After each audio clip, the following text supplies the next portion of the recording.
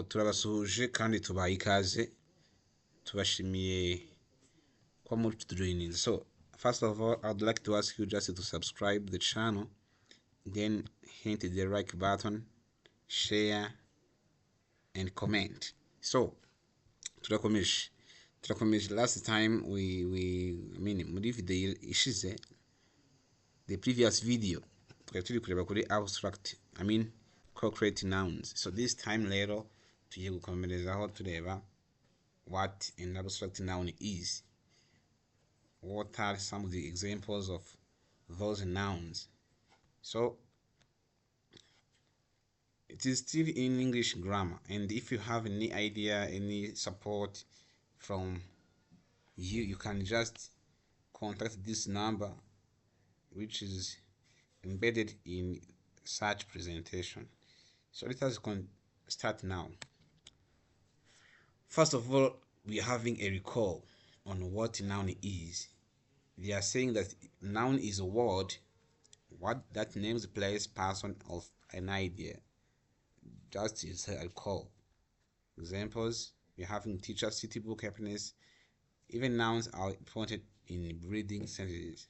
Byukuri nta nteruro itagira izina, igira izina uko biri kose, izina bwite rusange nk'ibyo twabonye ubushize, or another type of noun. So that's the case.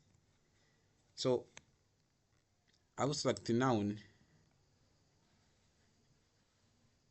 names something that cannot be seen, touched, heard, smelled, or tasted.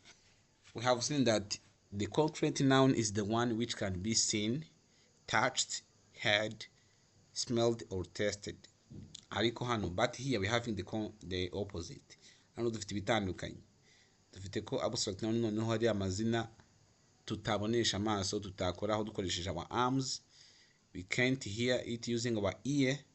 We can't have it smell through our nose, or taste it using our tongue.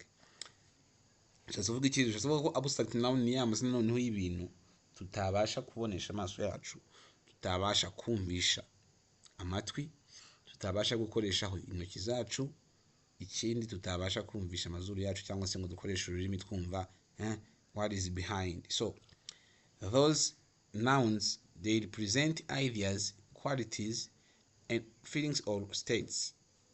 Biri kugaragaza ideas, properties, just characteristics, ibyiyumviro se, even states.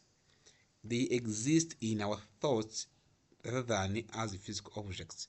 Twabonye ko concrete akenshi they are all physical kugira ngo bashe kubonesha amaso, ariko hano abstract noun they are telling us that ni amazina noneho y'ibintu biba biri mu bitekerezo byacu aho kugira ngo bibe physical.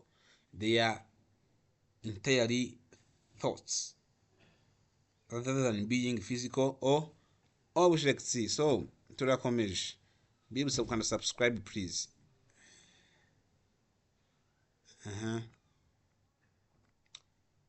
We are proceeding with, still we are dealing with the characteristics of those abstract nouns. Look at here. So they cannot be experienced through the five senses. Ntago mu by'ukuri ni ahantu abstract noun ihurira na za senses eshanu twavuze. Nivuga senses eshanu wumve smell, wumve touch, wumve hear, wumve ibintu byose ukoresheje amaboko yawe, amazuru, amatwi, amaso ndetse na bwasigaye iki. So we are having touching, that's one. See, the second one. Hear, the third one. Taste, the fourth one. And smell. Those are the five senses I'm saying. Na hano rero abstract noun ihurira n'ibyo ngibyo. It is the opposite. Ariko concrete yo twabonye ko they are always basing on those five senses. So the second property, abstract nouns, they refer to emotions, ideas, qualities, or conditions. As I said, abstract nouns are the one which are displaying the emotions of someone, ideas of someone, qualities for someone, and also conditions of a certain situation. So amazina uzasanga kenshi agaragaza amarangamutima, ibitekerezo, qualities and even the conditions of a certain situation. So the third one, they often come from adjectives or verbs. Nyinshi mu by'ukuri zituruka kuri za adjective twabonye ko ni amagambo asobanura ayo mazina. We had an introduction please in the first video. Niba utarayirebye, you can come back again, then you start from the first video we have uploaded. And also they are also coming from verbs, inshinga. So those are some of the properties of abstract nouns. So examples now. We are having love, urukundo. Love is emotional. You can't see it, you can't touch it, you cannot smell it using your nose, you cannot do anything physical. Then happiness, ibyishimo nago, you can't see this one, you can't hear, you can't touch happiness, you can't even smell happiness. So it means that this noun is very, very emotional. Is neither anger, uburakari, fear, ubwoba. So you can't touch anger, you can't also see fear, even touching it is impossible. Joy, those kind of nouns are called abstract nouns. Those nouns which are displaying feelings, ideas, emotions of someone are the one we are calling abstract nouns. So we are moving now. Oh, those are the properties, the examples. Those examples were displaying the feelings, but here we're having examples which are showing the qualities or abilities or characteristics of someone. We're having honesty. Honest. So we're having a kindness. Kindness. And also we're having lively, strength, even wisdom.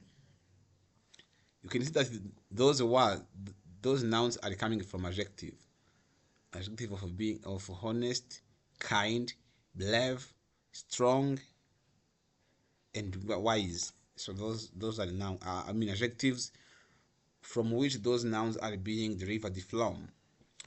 So those are some of the examples of absolute noun which are displaying the qualities of someone.